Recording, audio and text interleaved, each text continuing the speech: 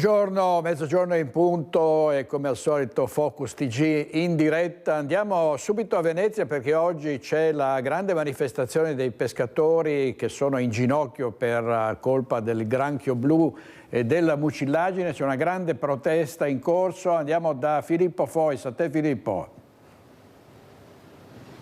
Buongiorno direttore, buongiorno ai telespettatori di Rete Veneta. Noi prendiamo la linea di fronte all'ingresso della Prefettura di Venezia, che è una delle tappe che questa manifestazione di pescatori sta facendo nel corso di questa mattinata di incontri. Circa 40-50 pescherecci oggi sono arrivati alla fondamenta delle Zattere a Venezia per questa manifestazione, che poi ha avuto un primo incontro alla Capitaneria di Porto, che si trova proprio alle Zattere. Da qui la delegazione si è spostata all'interno della prefettura, dove in questo momento in cui vi stiamo parlando è ricevuta dal prefetto Darco Pellos. Dopodiché ci sarà un terzo incontro qua vicino a Palazzo Ferrofini, sede del Consiglio regionale del Veneto. La situazione della pesca nella nostra regione, in particolare naturalmente per la provincia di Venezia, è una situazione che definiamo drammatica, senza paura di scendere nella retorica. La moria di vongole e di cozze è arrivata al 100% per quello che riguarda le vongole, al 60% per quello che riguarda le cozze, perché si trova al centro di una tempesta perfetta che ha colpito un settore già pesantemente provato da diverse crisi nel corso di questi anni. La tempesta perfetta è soprattutto riguarda i cambiamenti climatici che hanno cambiato nel vero senso della parola il clima della nostra regione. Quest'estate c'è stato un caldo al di sopra delle medie che si è protratto per tantissimo tempo. Il fatto che il mare fosse per diversi gradi sopra la temperatura abituale ha già creato un primo scompenso, che si era già poi creato con le razzie del granchio blu. Le mareggiate poi hanno fatto il resto, non solo distruggendo i raccolti, ma anche ingrossando i fiumi, che sono poi sfociati nella laguna e nel mare Adriatico con una quantità di inquinamento che si portavano dietro dalla pianura padana, che ha dato il tocco di grazia, assieme poi naturalmente anche alle mucillagini. Questo significa che in questo momento, come ho detto, i risultati sono drammatici: 100% di vongole, 60% di cozze. Il comparto è totalmente fermo. Abbiamo incontrato dei pescatori che non lavorano più da tempo e la prospettiva è che non lavorino ancora per i prossimi mesi, che letteralmente tra poco non sapranno come mettere assieme il pranzo con la cena. Come si esce da questa situazione? Che cosa chiede la categoria? La categoria chiede innanzitutto un aiuto per queste famiglie, è ovvio, naturalmente degli sgravi fiscali, ma soprattutto un piano sistemico che aiuti il settore a risollevarsi e a guardare al futuro con più tranquillità per quelli che sono degli eventi climatici che oramai si ripeteranno tutti gli anni e con i quali bisognerà fare i conti, altrimenti, dobbiamo dirlo veramente, il settore della pesca, che è un settore importantissimo per la nostra regione, ha più di 9.000 addetti, senza contare poi l'indotto, e all'incirca 600 piccole aziende soprattutto, veramente rischia, e dobbiamo dirlo proprio con cognizione di causa, rischia davvero di scomparire. Direttore, io direi, noi stiamo qui che stiamo aspettando che termini intanto l'incontro con il prefetto Darco Pellos. Noi potremmo richiedervi la linea non appena la delegazione che si trova al suo interno scenderà poi per recarsi in Consiglio regionale e quindi raccogliere anche alcune delle voci di chi oggi è arrivato da Cavallino Treporti, da Chioggia, da Sottomarina, da Caorle, per illustrare questa situazione veramente molto difficile. Grazie molte Filippo Fois in diretta da Venezia con Sandro Punchio davanti alla prefettura, per cui senz'altro chiedeteci la linea nel momento in cui ci saranno delle novità. E a proposito di iniziative, di proteste, di manifestazioni e di rabbia, c'è la rabbia dei cittadini che sono vessati dai ladri, dagli scippi, dal degrado, e andiamo a Vicenza proprio in Campo Marzo, che è un po' teatro di tanti episodi di violenza. Andiamo subito da Daniele Garbin, che è in compagnia del capogruppo della Lega Maltauro. A te Daniele. Sì, buongiorno direttore, buongiorno a te e ai telespettatori. Confermo, siamo in Campo Marzo in compagnia di Jacopo Maltauro, capogruppo della Lega. Buongiorno a tutti, un saluto direttore, un piacere. Ecco, proprio siamo qui proprio per parlare di sicurezza, è un po' il logo simbolo, dicevamo, piazza, in questo posto insieme al centro, ma Campo Marzio è stato ed è ancora al centro dell'attenzione di un grosso apparato di sicurezza che monitora soprattutto il traffico, il degrado dello spaccio di droga. Parliamo di scippi questa mattina in particolare, perché la microcriminalità insomma non si ferma e soprattutto nell'ultimo periodo c'è stata una raffica di questo tipo di reato odioso. Ecco, io farei partire un servizio proprio che fa il riepilogo per il momento della situazione e poi lo commentiamo qui con il capogruppo. In pochi giorni 3 donne scippate per strada e malmenate, un bilancio drammatico ma anche preoccupante per Vicenza. 2 aggressioni a San Pio X, una vicino alla questura, e tutte e 3 le vittime sono finite al pronto soccorso per farsi medicare e per riprendersi dopo lo spavento e lo shock.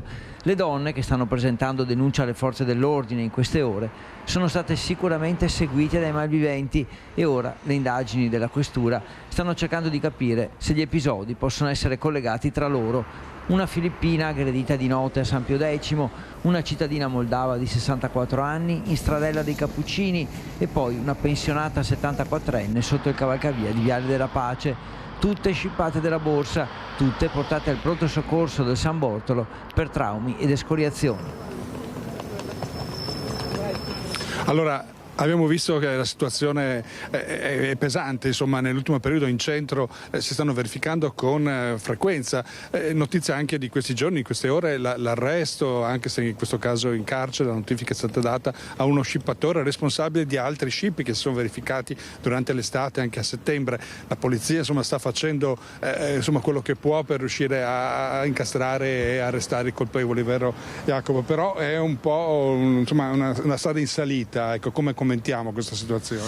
Ma è una bella giornata di sole qui a Vicenza, ma evidentemente non illumina la situazione del degrado e dell'insicurezza a Vicenza. Ormai sono quotidiani gli episodi di aggressioni, furti e spaccio, e una città capoluogo di provincia come la nostra, bella, accogliente, una città palladiana che ha un patrimonio culturale, turistico, imprenditoriale favoloso, non può essere ogni giorno teatro negativo di questi episodi. Allora, una raccomandazione alla cittadinanza che subisce quotidianamente questo tipo di situazioni: querelare, laddove possibile, sporgere querela, sporgere denuncia, far sì che le forze dell'ordine possano rintracciare questo tipo di comportamenti.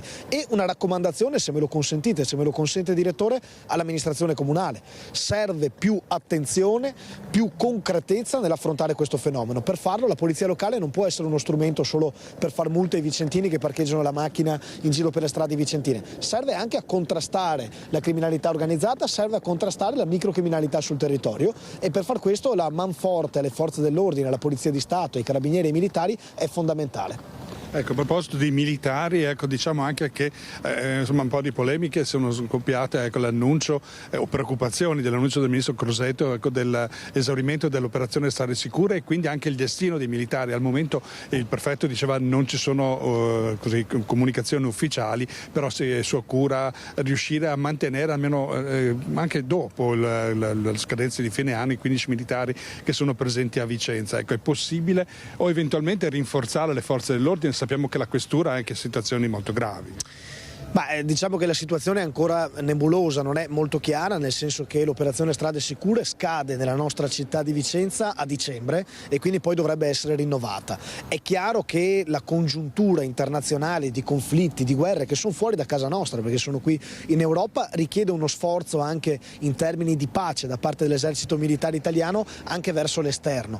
È fondamentale però garantire, mantenere, rafforzare l'attenzione interna sul nostro territorio. Per questo, come capogruppo della Lega in Consiglio Comunale, non posso che invitare il ministro Crosetto a mantenere anche un'attenzione dell'esercito nella nostra città, che fa bene, che crea una situazione di presenza e anche in un qualche modo di prevenzione di quelli che sono i piccoli reati che poi sulla città si consumano. Per cui speriamo che dopo dicembre venga rinnovata. Questi 15 militari che oggi stanno presidiando le zone a rischio della nostra città sono fondamentali, e io ritengo importante anche che i vicentini possano ancora vederne la presenza. Ecco, tornando un attimo sulla polizia locale, noi sappiamo delle istanze che erano state emerse quest'estate, dopo questo agosto difficile, no? A che punto siamo? C'era una richiesta precisa all'amministrazione comunale?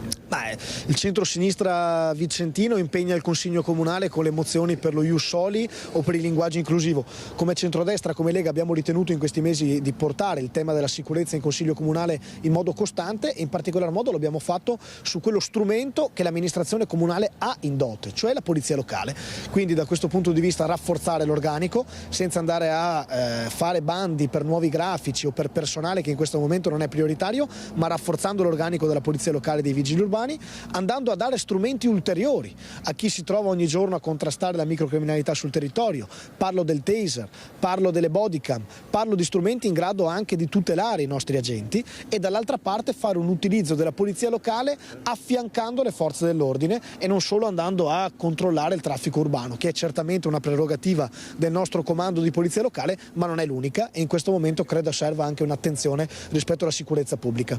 Allora intanto ringraziamo della cortesia. Un piacere, un piacere. Ecco, per il momento allora da Campomarzo è tutto, restituisco la linea. Grazie molte a Daniele Garbini e a Simone Squarcina per la parte tecnica e ovviamente ci sono anche i truffatori in azione, sono stati raggirati 2 anziani a Padova, ingentissima la somma che un napoletano di 46 anni è riuscito a sottrarre, 300.000 euro tra contanti e gioielli, poi l'uomo è stato arrestato a Roma.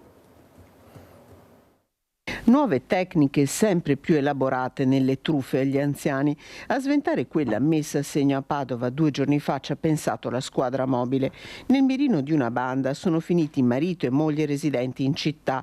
La prima parte ha coinvolto il marito, allontanato da casa attraverso una serie di telefonate fatte da un finto maresciallo dei carabinieri che lo aveva convinto di doversi recare prima al comando di Prato della Valle dell'Arma, poi alla motorizzazione civile per un reato grave commesso con la sua auto, una Mercedes. Fatto uscire di casa il marito, la donna, rimasta sola, è stata contattata al telefono da un sedicente appartenente alle forze dell'ordine che l'ha terrorizzata raccontando che il figlio aveva investito una ragazza e aveva bisogno di denaro per evitare il carcere. Pochi minuti alla sua porta si è presentato un incaricato del tribunale, il truffatore, che si è allontanato con gioielli e contanti per un valore di circa 300.000 euro. Solo al ritorno del marito i 2 anziani hanno contattato il 113 facendo scattare le indagini. Agli agenti della squadra mobile la signora sconvolta ha fornito un preciso identikit dell'uomo che si era presentato a casa rintracciato grazie ai colleghi della Polfer del Lazio su un treno diretto a Napoli Centrale. Zenetto in spalla, vestito di scuro, di mezza età, marcato accento napoletano, arrivato a Roma Termini, l'uomo, un 46enne, è stato arrestato e portato in carcere. Nello zaino sono stati recuperati tutti i soldi e i gioielli sottratti alla coppia che sono stati restituiti.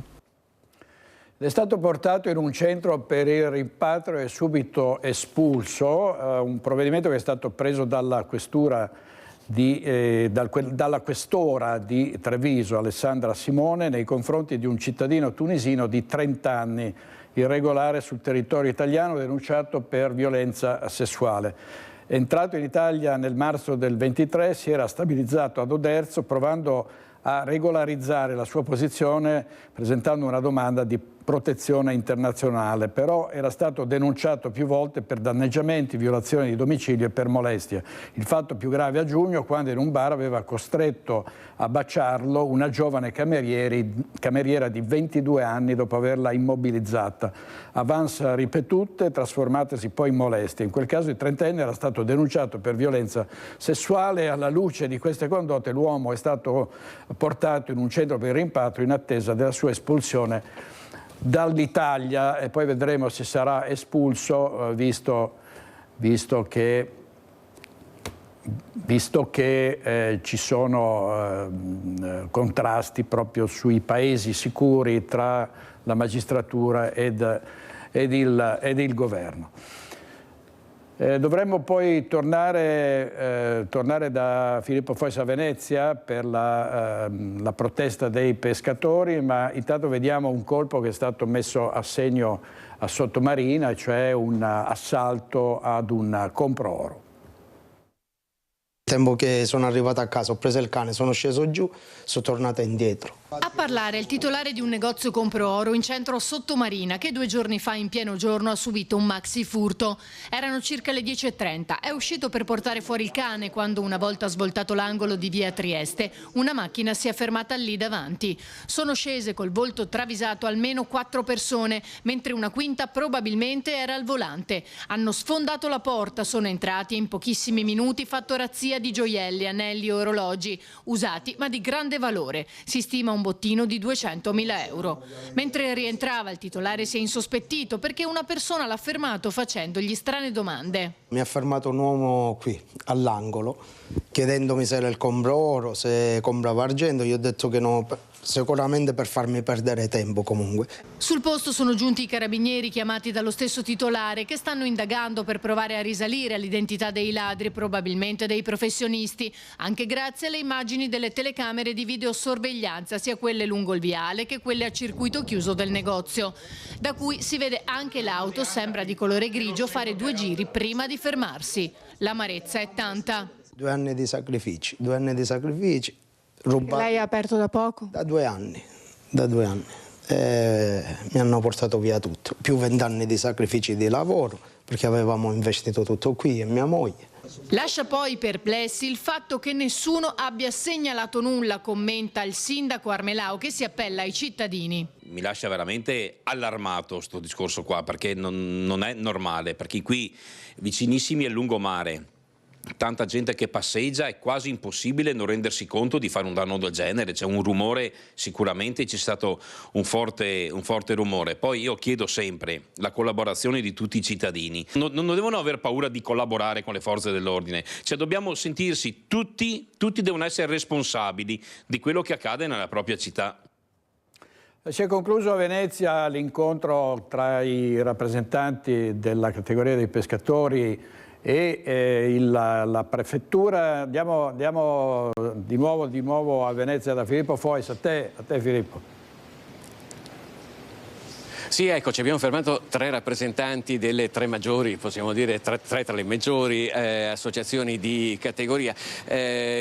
Come detto, avete appena incontrato il prefetto, lei è Gianni Stivalle, sì. Presidente? Presidente del Consorzio di Venezia. Cosa vi ha detto il prefetto? Venezia. Il prefetto ci ha ascoltato attentamente e ha detto che adesso comunicherà al Ministero e alla Direzione Generale la problematica che noi oggi siamo qui a manifestare in maniera molto pacifica, ma tutti devono capire che questa moria devastante che ci è successa quest'anno, che non è mai successa in 40 anni che io sono su questa attività, non deve essere imputata a noi pescatori, ma... Perché c'è chi ve la sta imputando? Sì, c'è sempre qualche mela marcia nella cassetta, però insomma non ci badiamo a queste cose. La moria è causata dal cambiamento climatico, questa è la verità e questa è la grossa preoccupazione del futuro, certo, perché non è nata da qualche altra parte. Quindi il cambiamento climatico comporta le alluvioni, l'allagamento delle città, tutti quei detriti, fanghi, plastiche che vedete, poi alla fine tutto questo sfocia in mare. No. E quando sfocia in mare le nostre vongole, i nostri lupini o pevarasse detti in dialetto, okay, i cannelli, cioè, non hanno la coda, sono stanziali, vivono lì e muoiono lì. Quando arriva questo fango, no, che come mettergli una coperta sopra, l'annossia soffoca e muore tutto. Poi ci si è messo anche il granchio blu, non se ne parla più tanto, ma l'allarme è ancora allarme rosso. Alberto Gottardo di Lega Coop, com'è la situazione dei lavoratori, dei pescatori? C'è difficoltà, si diceva prima, a mettere assieme il pranzo con la cena oramai? Sì, la difficoltà non è solamente di mettere insieme il pranzo e cena, ma dare prospettive e credibilità a un lavoro come quello del pescatore. Il tema è: avremo ancora un futuro della pesca in Veneto e in Italia? Secondo l'Unione Europea no. Secondo i mercati commerciali invece sì, ma cosa accadrà? Che toglieremo produzioni locali di valore, con valore aggiunto di qualità e di proprietà organolettiche importanti, e avremo prodotto importato.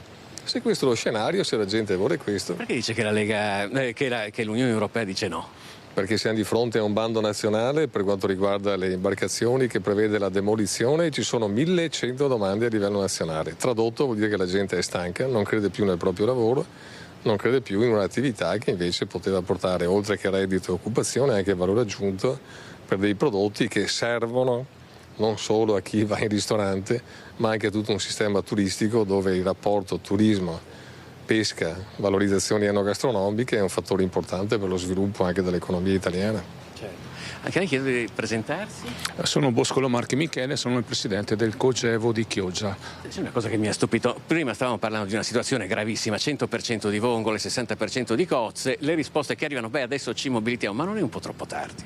Allora, tutto è venuto in breve tempo, perché dalla primavera abbiamo visto le alluvioni attraverso la TV, quindi tutto il nord Italia allagato, e poi attraverso i fiumi e l'acqua sfocia in mare. In un primo momento pensavamo di superare la crisi mettendo in campo tutte le nostre esperienze da pescatori, ma anche da consorzio di gestione stesso. Poi è arrivata la seconda fase, luglio-agosto, le temperature elevatissime di 30 gradi del mare e a terreno 28 gradi, che anche questo ha influito non poco per il nostro settore. Poi la terza fase è stata quella della mucilagine, che la mucilagine non è quella che abbiamo visto con gli occhi in superficie, ma bensì quella che è depositata a terreno. Diciamo questo perché con i nostri droni subacquei abbiamo fatto il giro nei nostri banchi naturali di vongole ed erano coperti di questo tappeto di mucilagine e non ha fatto altro che soffocare quei pochi residui ancora vivi, e quindi ci ha messo con le spalle al muro, inermi, senza possibilità di ripresa. È stato tutto velocissimo. Quello che siamo qua oggi a manifestare è proprio per chiedere alle istituzioni di poterci aiutare quanto prima per ripristinare il nostro habitat. Sappiamo come fare, ma ci vuole benzina per le nostre imbarcazioni, e quindi siamo qua oggi per questo, in una manifestazione pacifica. Speriamo che questo aiuto arrivi davvero dal governo, dalla regione, anche dall'Unione Europea. A questo punto, visto che insomma ci saremo per un motivo, dovranno darsi una mossa anche loro. Io, direttore, vorrei chiudere, perché prima di noi ho visto che andava in onda un servizio sulla rapina al Comproro, che è suo cugino, lei mi ha detto. Sì, è un mio cugino, abita Sottomarina, è piccola, è praticamente un mio cugino che lo vedo disperato. Tra l'altro è una famiglia compatta con 3 figli, di cui uno anche con problemi diciamo abbastanza gravi, e quindi è disperazione più totale. La cosa strana è che Sottomarina è una città tranquilla, sentire e vedere queste cose non dà lustro alla città, che è una città turistica, una città fatta di persone, di uomini che sono solo lavoratori e basta. Bel centro, tra l'altro, in cui passare le vacanze, bellissima come Chioggia, un po' come tutta la costa veneta, Caorle, Venezia, eccetera. Allora, io direi che adesso lasciamo andare i nostri ospiti che devono raggiungere il Consiglio regionale. Direttore, io ti restituisco la linea. Grazie molte, grazie a Filippo Fois e Sandro Ponchi per la parte tecnica. Adesso cosa avevamo previsto in regia? Ah sì, ecco, allora andiamo a Padova, dobbiamo andare a Piove di Sacco, anzi, perché ci saranno sabato i funerali di Eleonora Chinello, la 14enne che è stata falciata da un automobilista mentre raggiungeva la scuola in bicicletta, e c'è anche l'inchiesta sulla dottoressa accusata di non averla rianimata. Sentiamo le ultime notizie da Francesco Rattai. Siamo a Sant'Angelo di Piove di Sacco, con me, che ringrazio, il sindaco Guido Carlin. Siamo qui perché domani sarà il giorno dei funerali della giovanissima Eleonora Chinello, la giovane ragazza che oramai 2 settimane fa ha perso la vita. C'è voluto molto per questo funerale, anche perché c'erano delle indagini in corso, indagini che hanno poi rivelato che c'è indagata anche la dottoressa che era sull'ambulanza che ha soccorso la giovane Eleonora. Ecco, nel servizio che è stato realizzato dalla nostra redazione, tutti gli ultimi aggiornamenti. Siamo vicini al dolore della famiglia come azienda sanitaria e anch'io personalmente come direttore sanitario, e soprattutto siamo dalla stessa parte loro nella ricerca della verità. Attende l'esito delle indagini aperte dalla Procura di Padova, che ha indagato Anna Maria Lamanna, medico dipendente di una cooperativa di Bologna per rifiuto dati d'ufficio, interruzione di pubblica necessità, cooperazione in omicidio colposo, l'ULSS 6 Euganea, ma nel frattempo alla cooperativa è stata chiesta la sua sospensione cautelativa. Anna Maria Lamanna, 62 anni, attraverso il suo legale spiega di non avere responsabilità, di aver capito che la situazione era compromessa per Eleonora e di avere chiamato l'Eli Soccorso. Un'indagine nata però dalla relazione dettagliata di 2 infermiere presenti sul posto, una dipendente dell'ULSS 6 e una della Croce Verde. E questo, dimostra sia un intervento professionalmente adeguato, ma anche adeguato dal punto di vista della responsabilità nei confronti della comunità servita da parte dei nostri operatori. Non faremo sconti di nessun tipo in un caso come questo, se sarà accertata la responsabilità. Sul corpo di Eleonora Chinello è stata eseguita l'autopsia, fondamentale nel ricostruire le responsabilità di una vita spezzata a soli 14 anni. Su un punto fa chiarezza l'ULSS 6 Euganea: i requisiti della dottoressa, come prevede il contratto d'appalto alle cooperative, erano stati verificati. I requisiti di legge sono contenuti in un decreto di Giunta regionale del Veneto del 2022, il numero 870, e la dottoressa è in possesso di tali requisiti. Eccoci qui da Sant'Angelo di Pieve di Sacco, con me il sindaco Guido Carlin. Sindaco, la vostra comunità è lacerata dal dolore. Beh, certamente, perché la perdita di una ragazza giovane così è sempre una cosa grave e ti reca molto dolore, specialmente alla nostra comunità, dove questa ragazza era molto conosciuta, faceva anche delle attività di volontariato, seguiva dei bambini nei campi estivi, campi scuola, per cui era una ragazzina attiva nel paese. E anche la famiglia è una famiglia molto conosciuta nel paese, che gestisce un agriturismo qui nella zona. Noi abbiamo indetto lutto cittadino perché abbiamo visto che la nostra comunità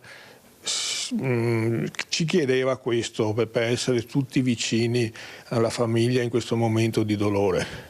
Abbiamo deciso domani appunto di fare il lutto cittadino con la mia ordinanza e assisteremo ufficialmente anche ai funerali della ragazza.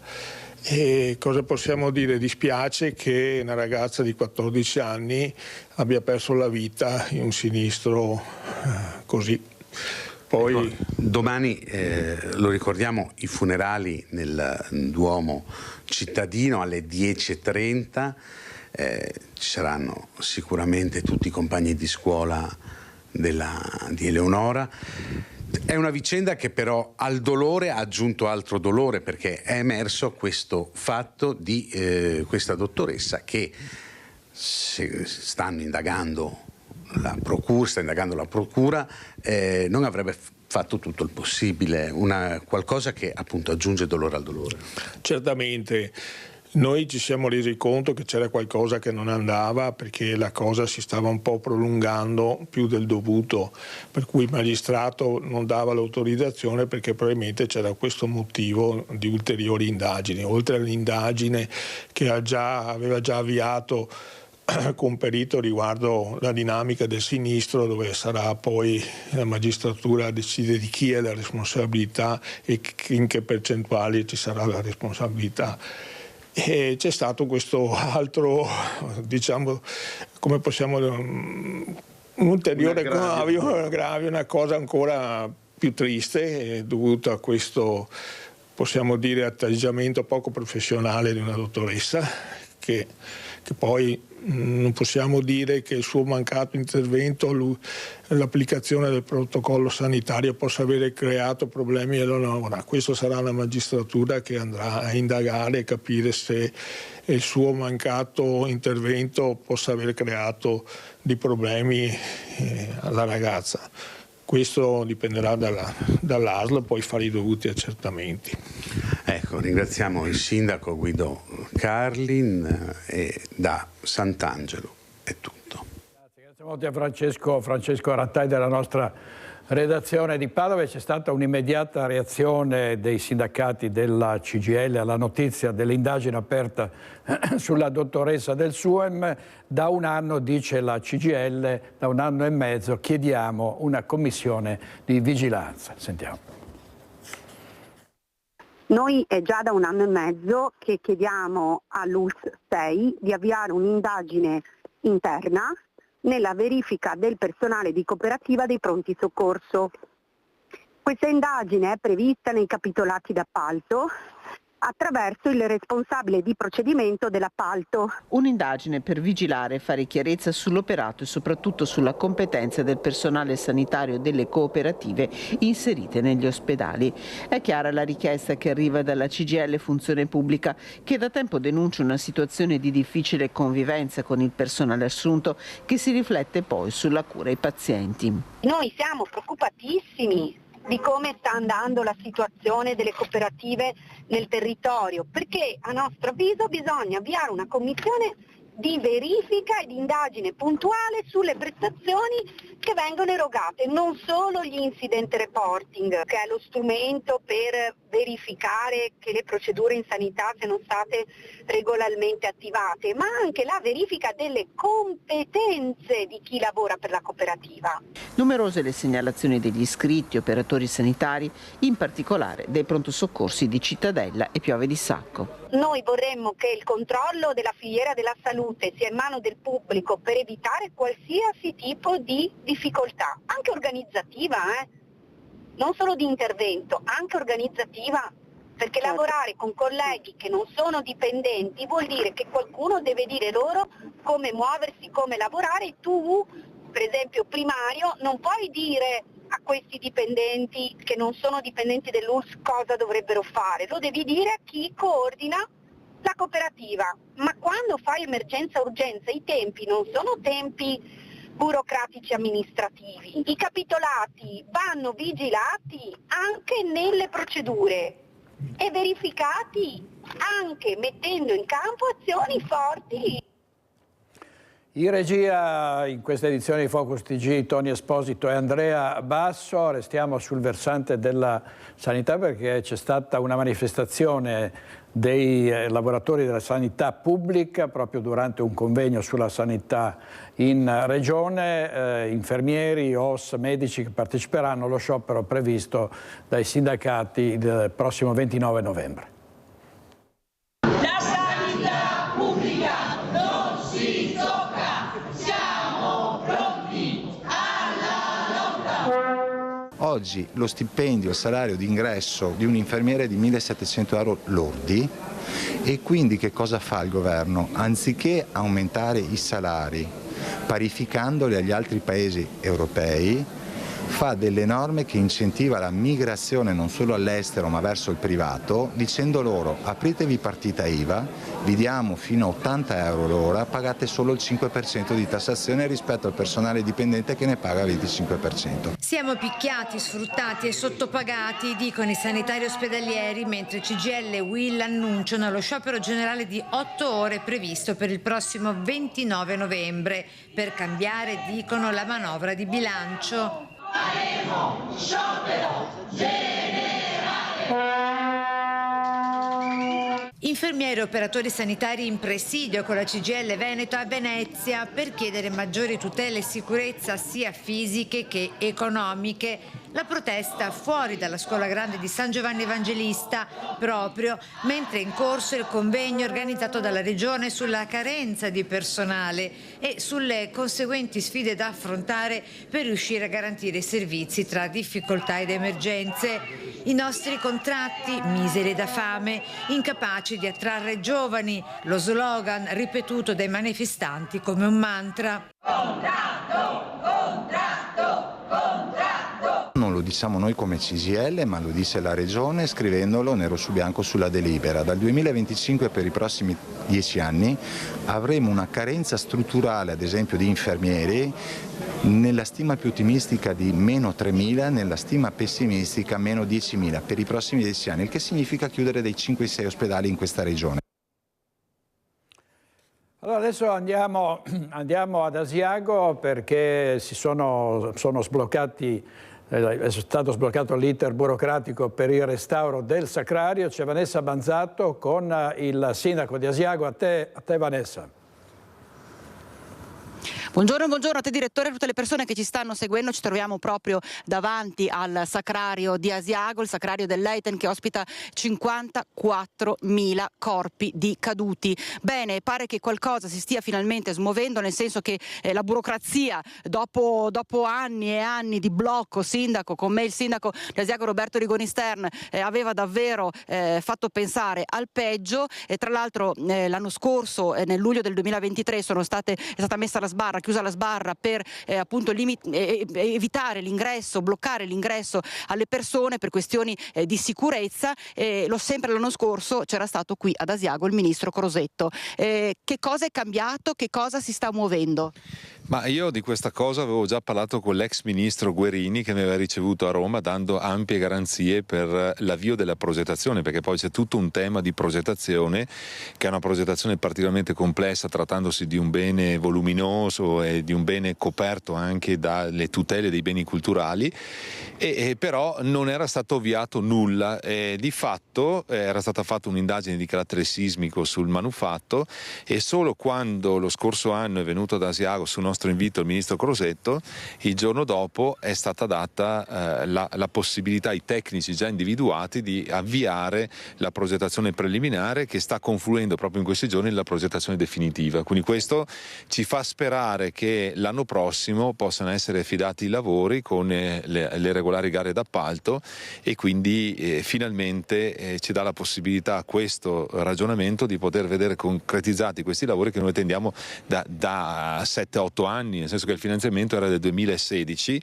e questa pratica è stata vittima delle pastoie burocratiche romane e pare che si stia sbloccando. Questo è certamente merito del ministro Crosetto, che si è attivato proprio in modo celere dopo le nostre sollecitazioni, quindi lo scorso anno. Tra l'altro Anni diceva che c'è la necessità di far partire i lavori per il restauro del Sacrario, ma in tutti questi anni anche sono lievitati i costi per realizzare questi lavori. Si parla oggi di 12 milioni di euro. Proviamo a immaginare a quello che è l'incidenza dell'aumento delle materie prime, dei costi in questi ultimi anni, che c'è stato un'impennata dei prezzi, no, dovuta all'inflazione.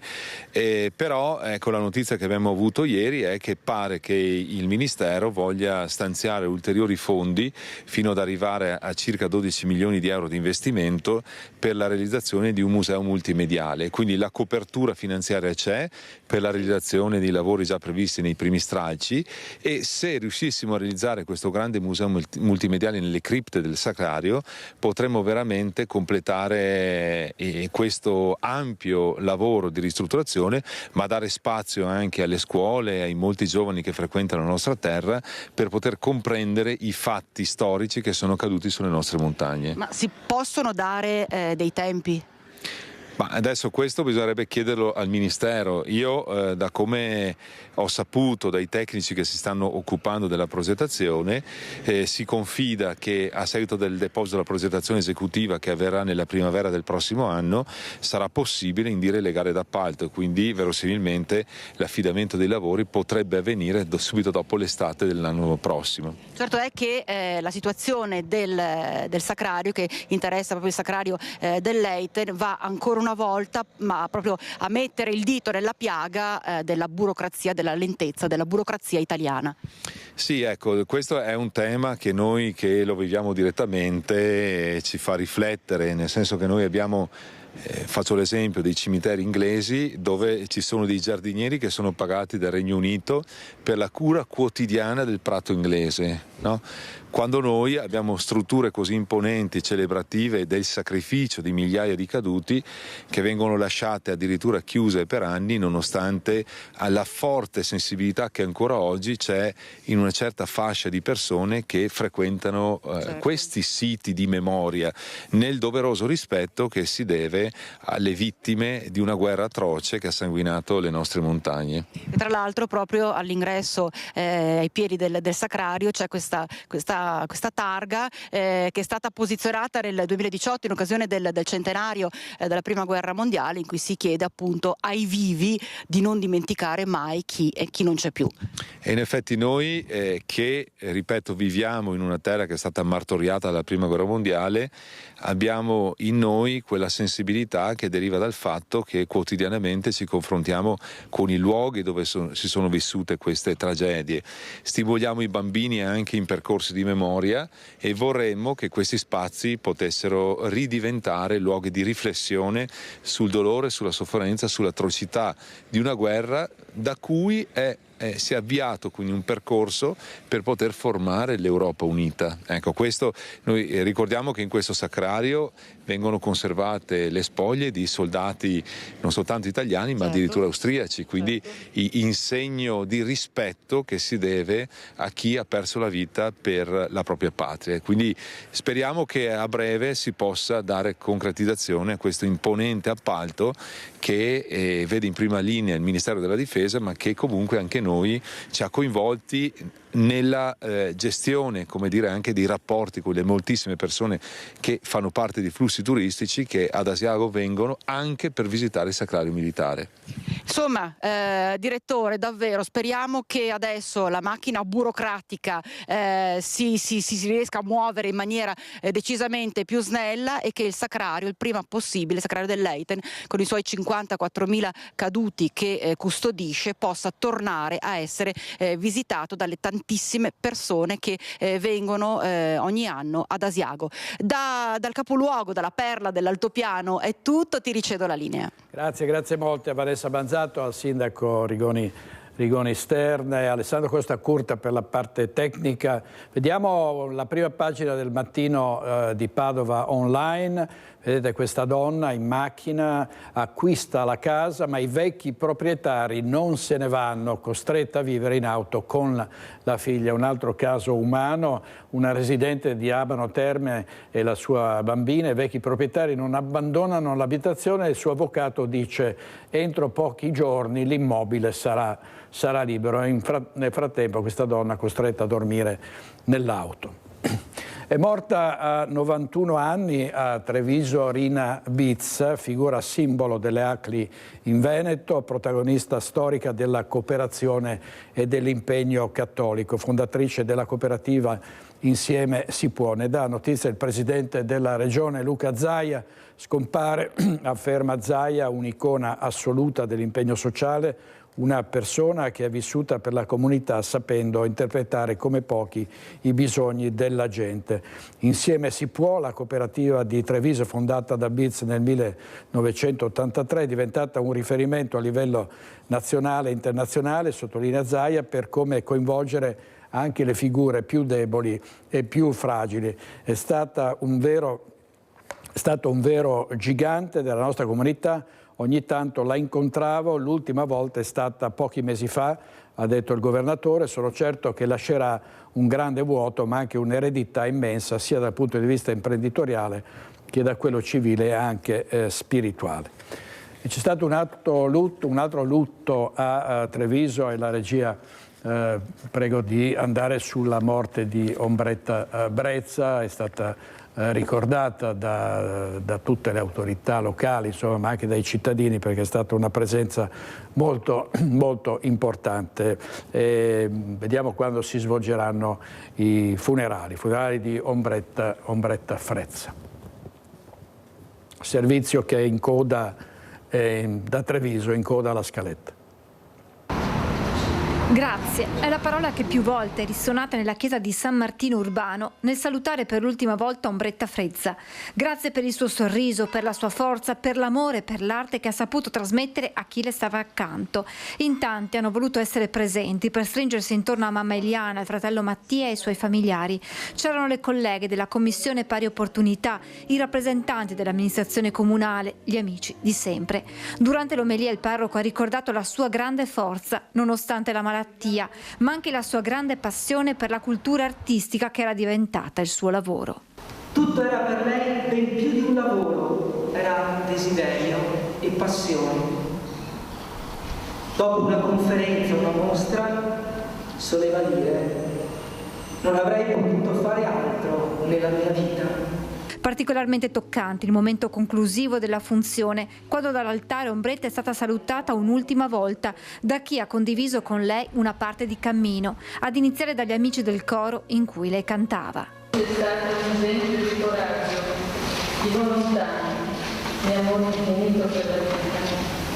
La responsabile della Commissione Pari Opportunità ha ricordato il suo impegno continuo. Se il linfoma, ha detto, non fosse entrato nella tua vita, saresti diventata la degna presidente di questa commissione. In questi 2 anni ci ha insegnato la forza, la resilienza, ci ha fatto credere che il linfoma non avrebbe avuto vita e invece ci ha fatto lo sgambetto, ma non ha avuto lui, perché vivrà per sempre nei nostri cuori e nelle nostre azioni. E poi le amiche di una vita, conosciute sui banchi di scuola. Hai saputo esserci sempre per tutti con il tuo sorriso accogliente. Anche nei momenti più difficili, la luce del tuo sorriso e della tua presenza ha illuminato chi ti era accanto. L'ultimo saluto, quello del sindaco Mario Conte. Tutto ciò che toccava diventava bellezza. Nel ringraziarla voglio anche scusarmi se l'amministrazione non è sempre riuscita a stare a passo con le sue idee. Ad ogni giunta c'era una sua proposta di mostre, di momenti culturali. Troveremo il modo per onorare la sua continua presenza, che da oggi non sarà più fisica ma sarà comunque morale e affettiva, in un momento culturale della nostra città che si ispiri proprio ad Ombretta attraverso l'arte e la bellezza.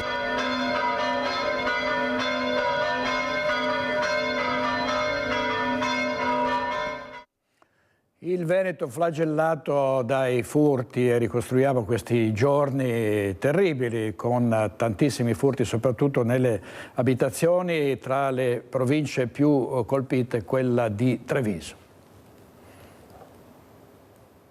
Nuove tecniche sempre più elaborate nelle truffe agli anziani.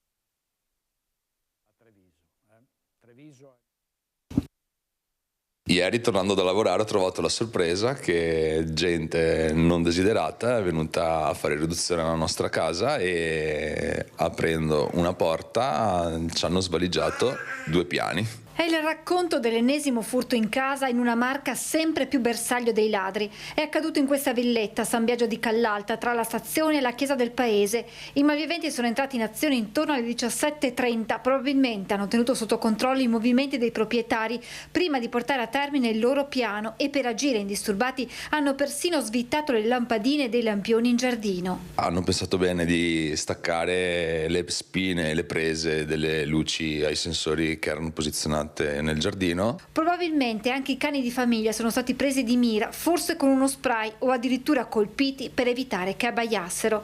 Una volta entrati, i ladri hanno messo tutto a soqquadro, svuotando cassetti, armadi, cercando gioielli e denaro anche nel frigo lasciato aperto. Hanno cercato ovunque, in quanto hanno guardato persino dentro la lettiera del gatto e addirittura dentro il cestino dei sacchettini, dei pannolini della bambina. Malviventi che probabilmente erano ancora in casa quando il proprietario è rientrato. Ho visto che hanno aperto in fretta e furia una porta del garage e sono riusciti a scappare senza vederli.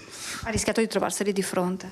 sì, ho rischiato di trovarmi di fronte, non so se era peggio per me o per loro. Qualche centinaio di euro il bottino del furto, anche se quello che fa più male per questa giovane coppia è la violazione della propria abitazione. Avendo dei bambini piccoli in casa e la compagna, comunque sia, un po' di paura c'è e ci si difende ormai penso da soli. Nel tardo pomeriggio di martedì invece furto in casa in via Dolomiti a Pieve di Soligo, in una zona residenziale spesso nel mirino dei ladri, come racconta questo signore che ha subito 2 colpi in un anno. La zona è un po', non so, forse sotto controllo dei ladri, non lo so, però arriva spesso, specialmente in questo periodo qua, l'imbrunire, però non è un posto tranquillo a livello di furti. Martedì i ladri, dopo aver messo a soqquadro una casa, sono stati visti saltare la recinzione da alcuni residenti che si sono messi al loro inseguimento, ma il malvivente all'improvviso hanno estratto dei manganelli minacciando i cittadini, che a quel punto si sono fermati, riuscendo però a comunicare in tempo reale ai carabinieri la targa dell'auto, risultata poi rubata, usata per la fuga e ritrovata abbandonata vicino ad un campo. Un gesto, quello dei vicini della coppia vittima del furto, di grande civiltà, spiega il sindaco di Pieve di Soligo, Soldan, che però fa una raccomandazione ai suoi concittadini. Questa partecipazione, questa lottizzazione dove i cittadini fanno comunità, credo sia una bella testimonianza. Anche la buona volontà, lo spirito di partecipazione in senso civico deve limitarsi comunque alla segnalazione e non prendere iniziative che poi possano portare a delle conflittualità. Servizio di Francesca Bozza, vediamo, ieri sera ne abbiamo parlato a Focus del Veneto flagellato dai furti. Tra gli ospiti sentiamo cosa ha detto, sentiamo. Gianluca Forcolin. Aumenti salariali, ok, dignità, però ci vuole anche certezza della pena, perché se io faccio il delinquente e guardo nella mia mappatura europea dove è più facile delinquere, perché quello è il mio lavoro, e dico se vado in Italia al massimo mi danno 3 giorni, poi mi buttano fuori e quindi rido anche in faccia ai carabinieri e alle forze dell'ordine dopo che mi hanno arrestato, è un paese delle banane. Perché anche questa è la verità, la certezza della pena è quella che chi delinque e viene dall'Albania, dalla Romania, da qualunque paese possa arrivare, sa che in Italia se commetti un reato puoi finire male. Ma non 3 giorni, 5 giorni e poi assolutamente ne esci e sei pronto a rifarlo un'altra volta, appunto ridendo o sbeffeggiando le forze dell'ordine. Quindi il ministro Nordio, che stimo come persona ovviamente, e oggi ha in mano una partita assolutamente importante, quella del tema giustizia da una parte ma anche certezza della pena dall'altra, va sollecitato, e quindi la legge di stabilità è vero che deve dare dignità alle forze dell'ordine in termini di compensi, in termini di retribuzione, in termini anche di risorse umane sui territori per dare sollievo ai nostri sindaci e ai nostri amministratori locali, ma dall'altra, ripeto, chi delinque deve sapere che in Italia non si scherza più, quindi il giro di vite deve essere anche in termini appunto di messaggio a chi arriva qua e invece lo vede come il paese dei balocchi dove puoi commettere qualsiasi oltraggio. Luca Forcolin, esponente di Forza Italia, tributarista, ieri sera a Focus. Ancora cronaca, ha denunciato il figlio 17enne dopo essere stato minacciato di morte. Il ragazzo è uno dei minorenni che negli ultimi mesi si sono macchiati di rapine, furti, danneggiamenti e aggressioni tra Treviso e l'Interland. Ha detto il padre: sono disperato, aiutatemi a salvare mio figlio. È brutto per un papà fare una cosa del genere, assolutamente, però purtroppo è 2 anni che io sopporto cose che non pensavo capitassero nella mia vita, ma che possono capitare a tutti quanti. Essere genitori e ritrovarsi contro un figlio violento che alza le mani, addirittura minaccia di morte, al punto da denunciarlo. È la disperazione, ci dice, a spingere questo giovane padre di un comune dell'Interland di Treviso a raccontare il calvario degli ultimi 2 anni, da quando cioè ha perso il controllo del figlio minorenne, che oggi ha 17 anni e appartiene a quel gruppetto che per mesi ha messo a ferro e fuoco la zona tra Carbonera, Silea, Monastiere e il capoluogo con furti, rapine, danneggiamenti, aggressioni. 2 giorni fa questo papà si è presentato dai carabinieri. Lei, suo figlio, lo ha denunciato ai carabinieri. Purtroppo sì, perché è un atto di disperazione mio. Ho provato in tutte le maniere, ma non c'è verso. E ho paura anche per me stesso, perché purtroppo l'anno scorso mi ha picchiato, mi ha frantumato delle ossa, non sto a dire dove e come. Quest'anno ho rischiato una coltellata. Io di morire non ne ho paura. però ho anche altri figli da seguire, non solo lui. Ho visto una cattiveria immensa da parte sua e non so cosa io gli abbia fatto per questa cattiveria. Lo voglio aiutare a venire fuori dalla cattiva strada, quello sì. Vengo lì con i miei amici e ti pestiamo a sangue, gli ha promesso il figlio. Da lì la denuncia. Non solo l'episodio della coltellata. In passato il papà ha rimediato, ha anche una mano fratturata. E proprio alla cattiva influenza di un coetaneo l'uomo attribuisce la colpa della brutta strada intrapresa dal figlio, anche se dice, come genitore, ho senz'altro le mie responsabilità. Suo figlio studia, fa qualcosa? No, purtroppo non ha più voluto conseguire gli studi, anche se la mamma ed io abbiamo cercato in tutte le maniere di farlo studiare, ma no. E ora speriamo che vada a lavorare, quello sì. Quanto c'entrano gli stupefacenti secondo lei in questa condotta? Allora, io adesso so che magari ne può far uso. Il problema è che secondo me anche gli stupefacenti tipo le droghe leggere, dopo, quando si è in astinenza, si può diventare nervosi e perdere la pazienza, questo è sicuro, ecco. Voglio provare a salvarlo, dice ancora, ho bisogno che qualcuno mi aiuti, finora non ho avuto una mano da nessuno, neppure dagli altri genitori di ragazzi problematici, non hanno voluto unire le forze. Ma se ce l'avesse qua davanti cosa gli direbbe a suo figlio? A mio figlio, che lo amo immensamente, è la cosa più bella che ho avuto nella mia vita, anzi forse è il mio prediletto proprio come figlio, perché l'ho amato immensamente e lo amo tuttora. E non lo odio, lui ha un odio talmente grande su di me che penso che proprio sia il disprezzo dell'amore che lui non sappia dare. Ecco, il problema dei ragazzi di adesso non sanno più amare, infatti non sanno neanche più commuoversi. E sarebbe tanto che imparassero a commuoversi e a capire le cose giuste della vita quali sono. Perché è vero che fare le cose tipo i bulli fa bello vedere, però adesso secondo me va tanto anche saper fare delle cose fatte bene e che diano un buon esempio, insomma, ecco. Una grande cosa questa qua. Servizio, un'intervista esclusiva di Lina Paronetto, il dramma delle famiglie che hanno dei minorenni turbolenti, a dir poco, tanti adolescenti protagonisti di gravissimi fatti di cronaca. E un dodicenne invece è stato adescato su WhatsApp, ma è riuscito ad incastrare il pedofilo che si fingeva una ragazza. È accaduto nell'Interland di Montebelluna. Hanno chattato per alcune settimane prima che l'ignara vittima dell'adescamento, un ragazzino di appena 12 anni del Montebellunese, si rendesse conto che qualcosa non andava e facesse a sua volta scattare la trappola. Una storia che risale all'autunno del 2022. Il minorenne viene agganciato su WhatsApp dal profilo di un'avvenente ragazza e i due iniziano a dialogare finché lo scambio di battute diventa sempre più intimo. All'adolescente vengono spedite foto e video che ritraggono la giovane in posizioni decisamente inequivocabili. Quello che la vittima non sa è che dietro quel profilo c'è in realtà un 33enne italo-brasiliano che sta tentando di circuirlo. Il dodicenne per un po' sta al gioco e risponde a quella che considera un'amica, ma il dialogo diventa insistente. Il presunto pedofilo gli chiede di poter spostare la conversazione da WhatsApp a Instagram, poi le prime richieste esplicite di natura sessuale. In particolare cerca di convincere il ragazzino ad avere degli incontri a luci rosse con degli uomini e persino con lui stesso. È allora che la vittima capisce di essere finito in trappola e contrattacca, racconta tutto ai genitori mostrando chat e foto e scatta così la denuncia ai carabinieri. Le indagini hanno portato a identificare il 33enne brasiliano che ora deve rispondere di adescamento di minore. Per gli investigatori non è stato complicato risalire all'utenza dell'uomo. L'analisi poi del cellulare, dentro a cui hanno trovato il materiale pornografico, avrebbe completato il quadro accusatorio. Adesso l'italo-brasiliano rischia fino a 3 anni di reclusione. Nelle scorse ore l'uomo è comparso davanti al giudice per l'udienza predibattimentale. Il processo è stato rinviato al marzo del prossimo anno.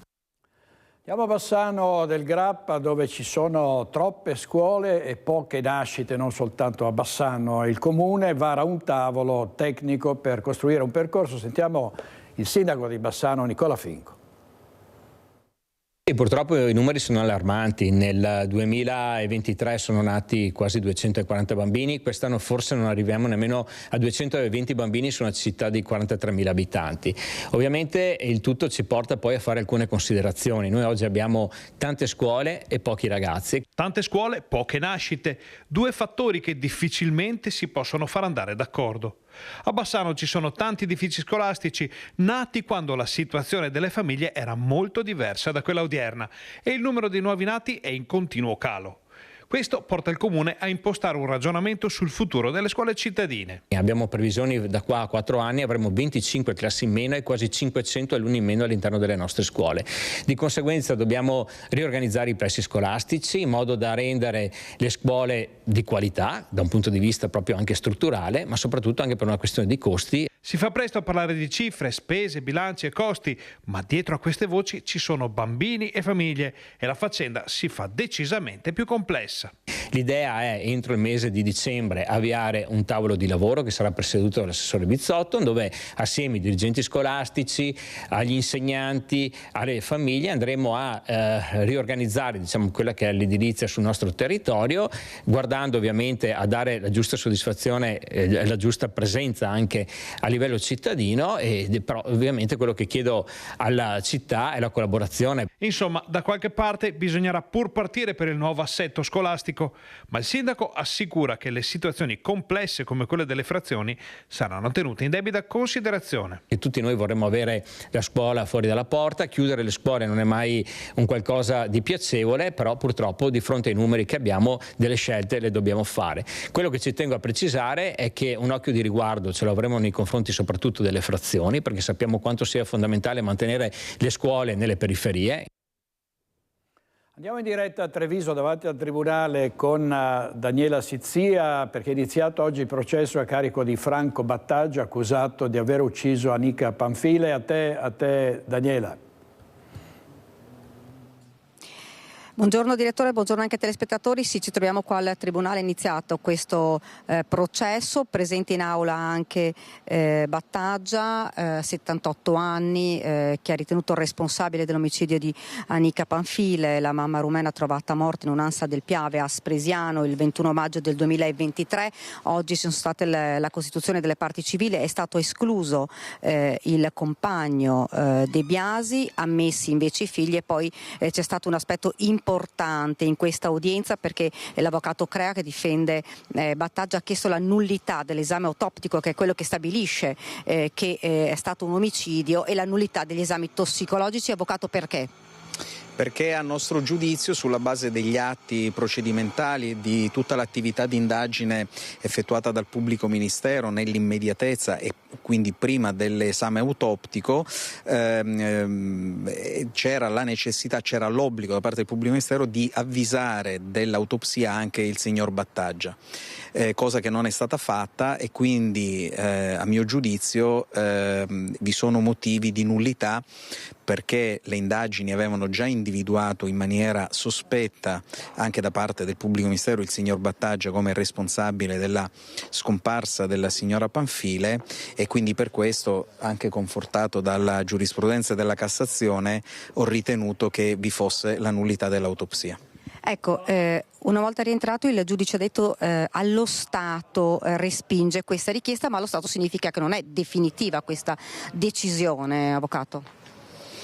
Sì, devo dire che sono stato sorpreso anche favorevolmente, perché arriviamo da un giudizio del Tribunale di Riesame che aveva respinto motivatamente la richiesta all'eccezione che ho presentato, e su questo pende ricorso in Cassazione.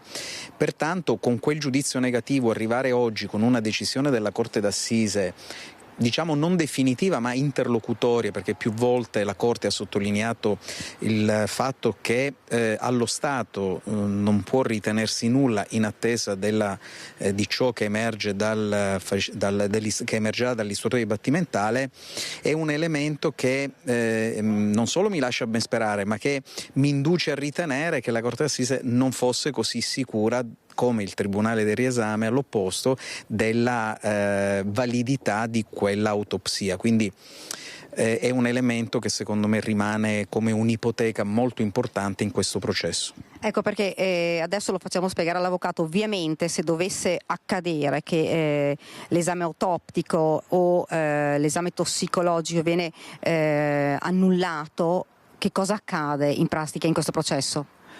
Sarebbe a mio giudizio devastante come conseguenza, perché mancherebbe l'accertamento della causa di morte, e quindi questa è la ragione della importanza di questa eccezione, e le conseguenze che avrebbe avuto o avrà nel caso che successivamente la Corte d'Assise dovesse ritenere la nullità di questa attività autoptica, le conseguenze decisive sul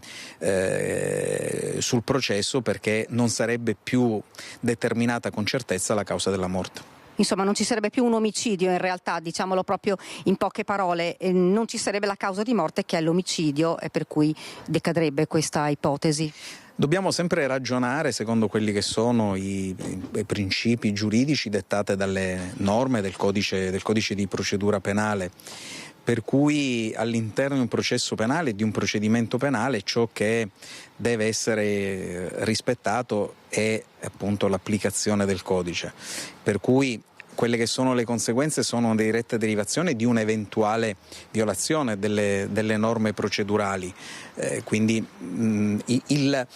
la valutazione circa le conseguenze non dovrebbe far parte della valutazione presupposta da parte dei giudici. Credo non lo sia stato in questo momento da parte della Corte, anche se questa ordinanza un po' interlocutoria me lo lascia un po' sospettare.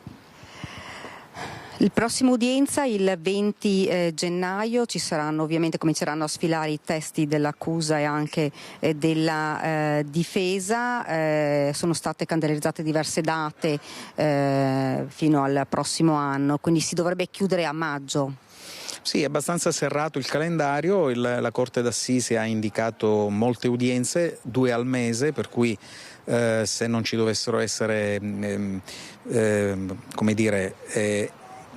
ulteriori effetti o conseguenze, come potrebbe essere una decisione della Cassazione nella fase cautelare relativamente alla reiezione dell'ordinanza del Tribunale di riesame, che appunto io ho ricorso in Cassazione, direi che il processo si chiude a maggio. Direttore del Tribunale, è tutto, ti restituisco la linea. Grazie molte, grazie a Daniela Sizzia, a Nicoletta Rizzetta per la parte tecnica, ovviamente anche all'avvocato Fabio Crea. Andiamo in pubblicità, 2 minuti e poi torniamo e parleremo di truffe finanziarie. State con noi, a tra poco.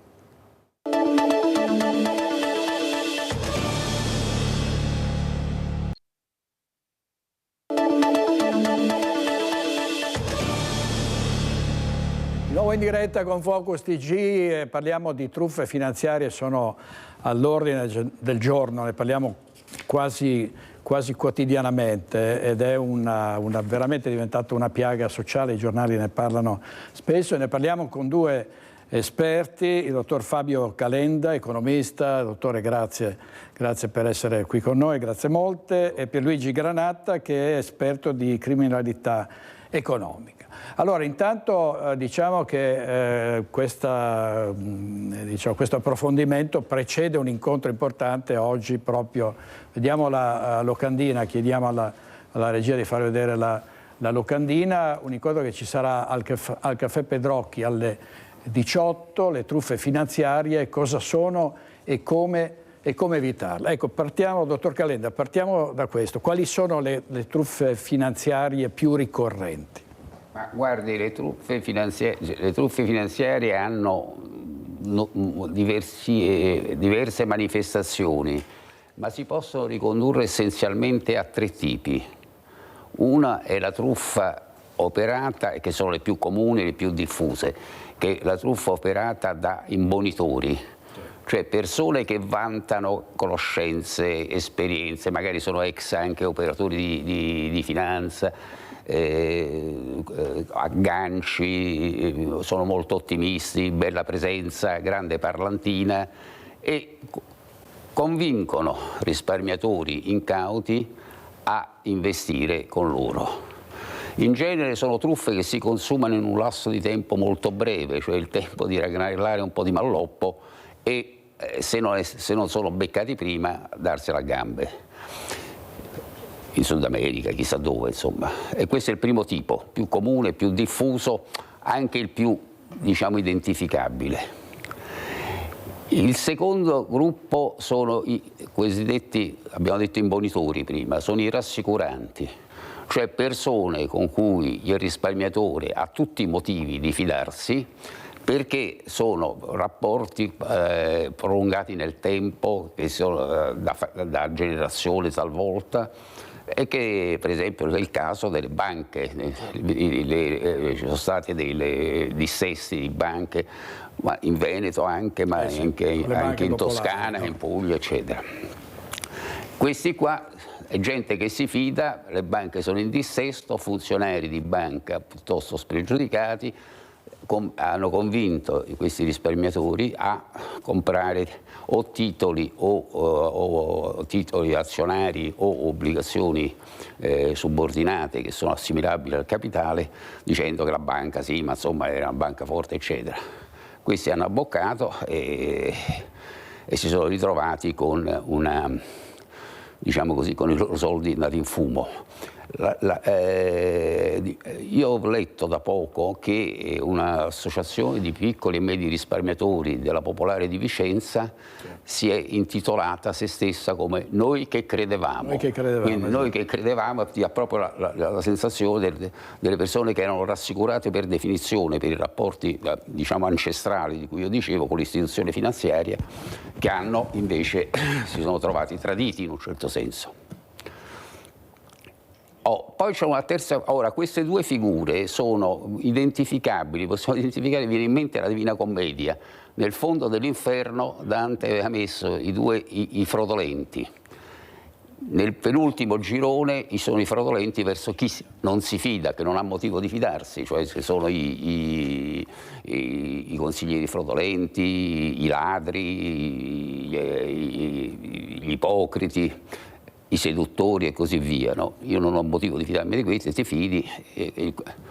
Poi ci sono invece nel fondo delle cose i traditori, cioè i fraudolenti verso chi si fida, che sono insomma i traditori dei parenti, della patria, degli ospiti, eccetera, eccetera. E questi sono i due casi, cioè imbonitori e rassicuranti, come tipo di truffatori. Poi c'è il tipo Madoff.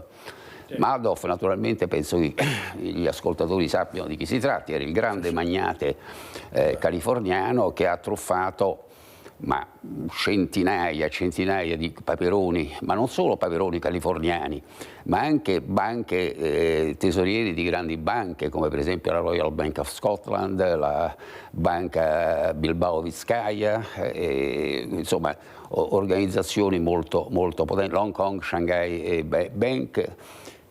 E questi come hanno fatto? Allora, diciamo che hanno carpito, diciamo, la buona fede anche. Sì, hanno carpito anche loro la buona fede, però in genere si tratta di personaggi che hanno riscosso obiettivi successi nel mondo della finanza, cioè come imprenditori. Poi a un certo punto, trovandosi in difficoltà, hanno adottato il famoso ben noto sistema Ponzi, vale a dire io pago i miei clienti in essere con gli apporti dei nuovi clienti, però per realizzare il turnover in grado di farti restare a galla ci vuole una base di clienti, quindi sono figure che sono certe volte difficilmente, diciamo così, che meritano un pochino più o meritano, comunque suscitano un pochino più di fiducia. E nel caso di cui io parlerò nel mio libro oggi pomeriggio, il cosiddetto Madoff dei Parioli fu autore di questa famosa truffa che negli anni, nei primi decenni del millennio, diciamo, truffò parecchie persone, tra cui anche il sottoscritto. Nonostante che io fossi, diciamo, un economista e diciamo, la finanza facesse parte del mio mestiere.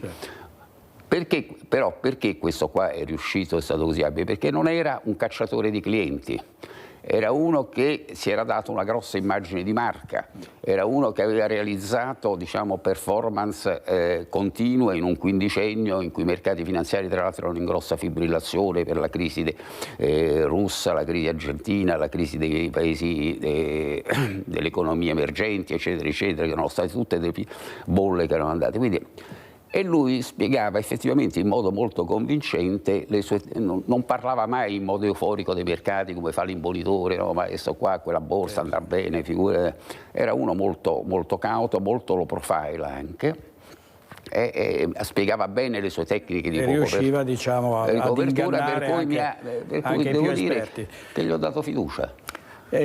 Appunto, succede anche alle persone molto ferrate in materia di cadere nelle trappole di questi imbroglioni. Pensate che giorni fa abbiamo parlato di una signora veneta che aveva nascosto 50.000 euro nel materasso, e questo è sintomo della sfiducia e anche delle paure che ci sono proprio per la presenza di tutti questi truffatori. Allora, il dottor Calenda parlava prima dei risparmiatori truffati dalle banche popolari. Vediamo la loro situazione in un momento in cui molti aspettano ancora i famosi rimborsi. Vediamo.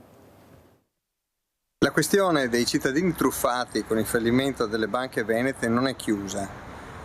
Bisogna trovare tutte le risorse che ancora esistono nei capitoli di bilancio dello Stato per dare una risposta a tanti risparmiatori che non hanno più visto restituiti da questa truffa i soldi che li avevano investiti. Il 31 ottobre 2023 aveva cessato la sua attività il FIR, il Fondo Indennizzo Risparmiatori, istituito da un'apposita legge per risarcire i risparmiatori danneggiati nonostante la presenza ancora di un cospicuo residuo economico rimasto nelle casse dello Stato proveniente dai cosiddetti conti dormienti. Nelle scorse settimane abbiamo incontrato i responsabili delle associazioni che in questi anni hanno seguito i cittadini appunto truffati.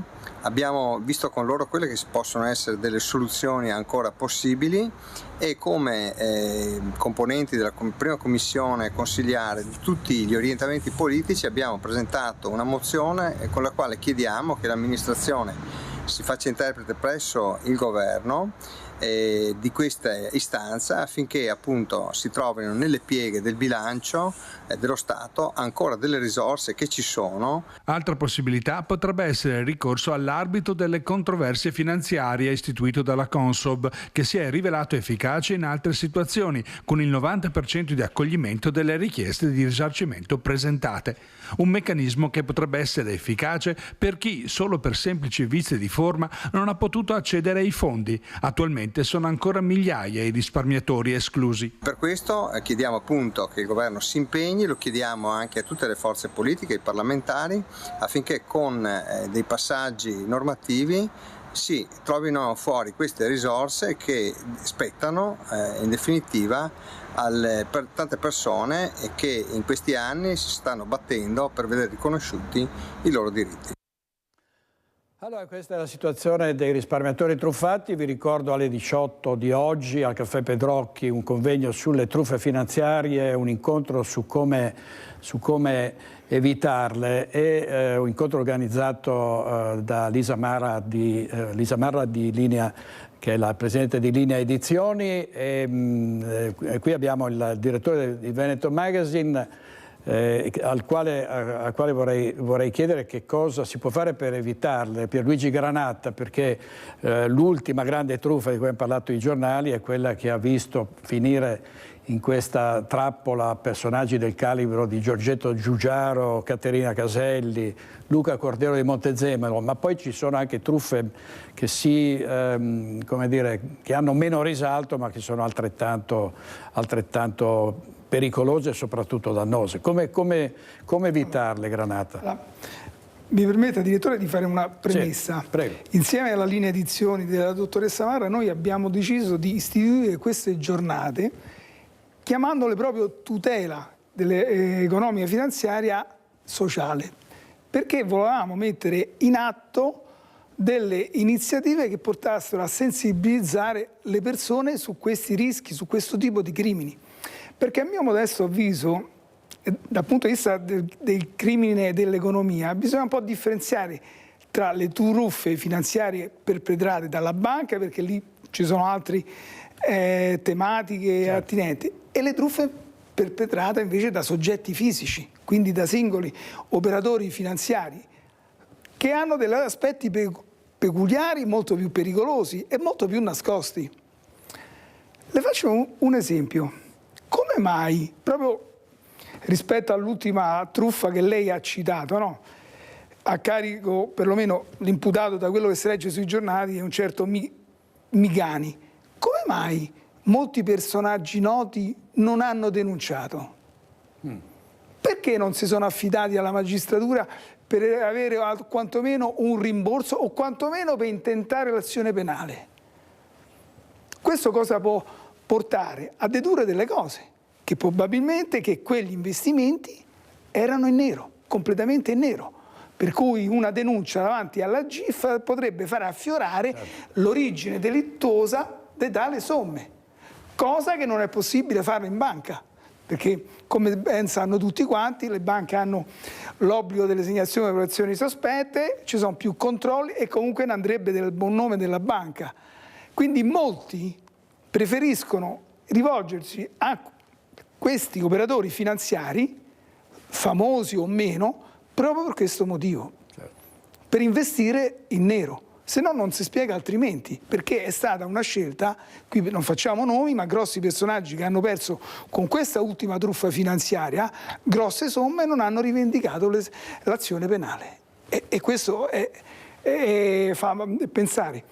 E poi c'è anche un altro discorso, nel senso che molte persone si rivolgono per tanti motivi.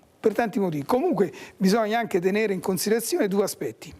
Da una indagine emersa, da un'indagine statistica effettuata dal Gazzettino, è emerso che qui in Veneto 4 persone su 10 hanno dimestichezza, hanno conoscenza delle elementari nozioni dell'educazione finanziaria. E questo incide molto nella scelta di chi rivolgersi per investire i denari. Altro aspetto. L'Italia è ai primi posti per le truffe finanziarie, quindi ci sarà un motivo. Allora, noi con la dottoressa Marra abbiamo deciso, parliamone, perché l'unico modo, ed è il focus dell'incontro di oggi pomeriggio e del libro stesso, della finalità del libro stesso, bisogna parlare, bisogna educare gli italiani a conoscere i meccanismi finanziari, gli strumenti finanziari. Questo è l'unico sistema per poter arginare questo fenomeno. Questo è un dato incontrovertibile. Poi, come è stato esaminato, ma questo poi lo vedrà il dottor Calenda, non ci sono gli aspetti puramente tecnici, a monte ci sono anche gli aspetti psicologici, la cosiddetta finanza comportamentale. È lì che vanno ricercate le vere motivazioni, perché non a caso io penso che delle persone laureate come in quell'ultima truffa, addirittura delle persone circondate da valenti consulenti si affidano a questi personaggi, che tra l'altro non aveva neanche un curriculum idoneo, era un ricercatore del CNR. Allora cosa che fa scattare? Ecco, dottor Calenda nel libro esamina questi aspetti proprio della finanza comportamentale.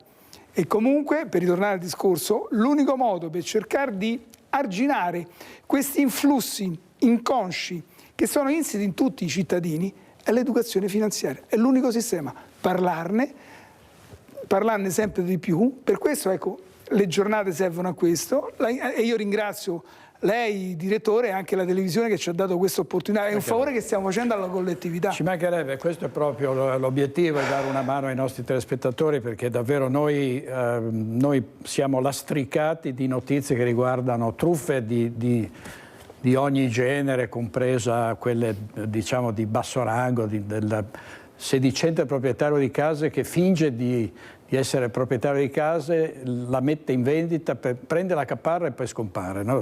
Succede un giorno sì, un giorno no. Allora diamo in pubblicità un altro minuto e poi torniamo in studio.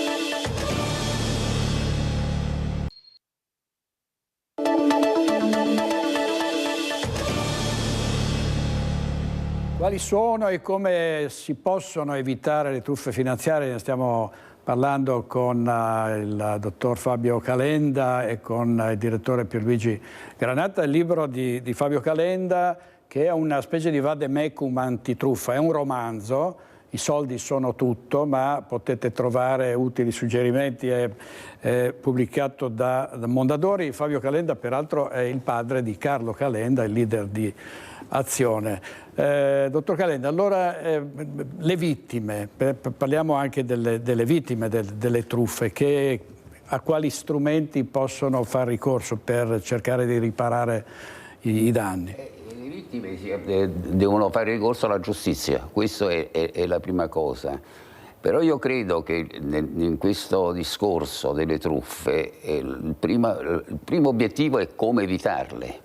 E come evitarle è capire, io infatti nell'intervento che farò oggi pomeriggio parlerò finanza, l'emozione fa 90, cioè la finanza, che pure è un gioco diciamo duro e lucido, è piena di comportamenti emotivi che fanno sì che la gente a un certo punto perde meccanismi mentali di cui poi parlerò nell'intervento di oggi, si illudono, si affidano a delle persone perché in quelle persone si illudono di vedere la soluzione dei loro problemi finanziari.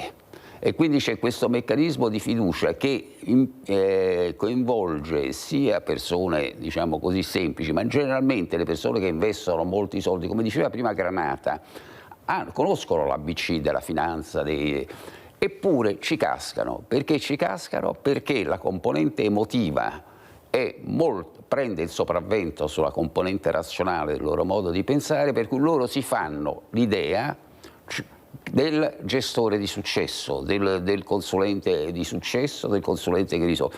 E farsi un'idea è un meccanismo molto complesso, perché un'idea, quando uno si fa un'idea, in realtà quest'idea, alle quali concorrono tante altre idee per formarsi l'idea che si sono fatti, è di fatto è frutto molto del loro inconscio, cioè del loro desiderio inconscio e non della loro analisi razionale. Per esempio nel caso di un gestore come tipo la Madoff, uno dice quanto è bravo, ha guadagnato un sacco di soldi in un periodo lunghissimo con le crisi dei mercati eccetera, è l'uomo mio. Però non pensa, per esempio, che se un gestore è competente vuol dire che è anche etico? Lo sappiamo? Non lo sappiamo e dobbiamo verificarlo.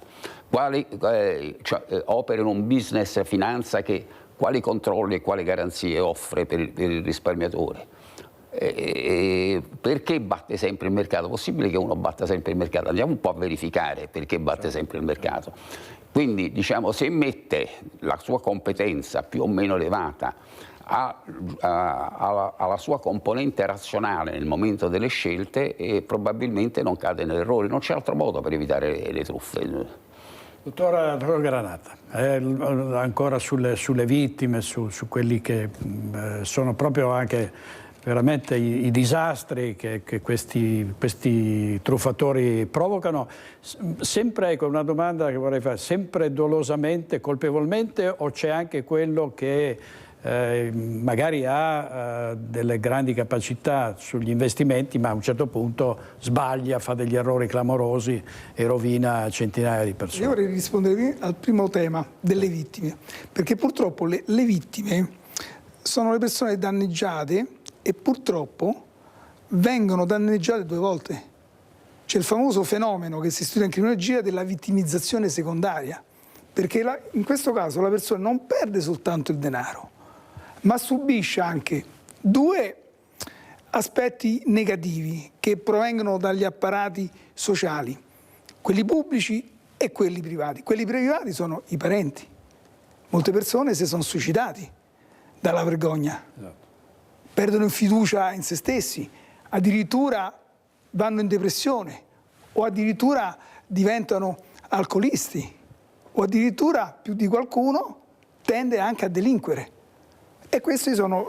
L'altro aspetto è che non trovano giustizia, quindi un ulteriore danno a quello primario, un danno secondario dalla giustizia, perché sempre riescono a farle franche questi signori delle truffe finanziarie, come diceva lei, e dove c'è sempre una componente dolosa, almeno quello che emerge dagli studi fatti sul settore, c'è sempre un dolo. E come più volte ha stigmatizzato il magistrato Davigo, purtroppo in Italia questi tipi di criminali dai colletti bianchi riescono a farla franca, perché hanno i migliori avvocati, perché le lungaggini processuali vengono artefatte e vengono tirate a lungo appositamente proprio perché poi possa intervenire la prescrizione. Terzo, riescono poi a scappare in determinati paesi, cosiddetti offshore, anche se non è proprio il termine giusto, dove non c'è assolutamente la collaborazione a livello giudiziario, per cui la rogatoria non può essere emanata. Alla fine la fanno anche franca. E questo purtroppo produce un ulteriore danno. Anche la un ulteriore danno. Grazie molte davvero a Fabio Calenda, a Pierluigi Granata, alle 18 oggi al Caffè Pedrocchi a Padova. È tutto per oggi, grazie per aver scelto la nostra informazione, i nostri registi Andrea Basso e Tony Esposito. Ci vediamo stasera a Focus, buona giornata, arrivederci.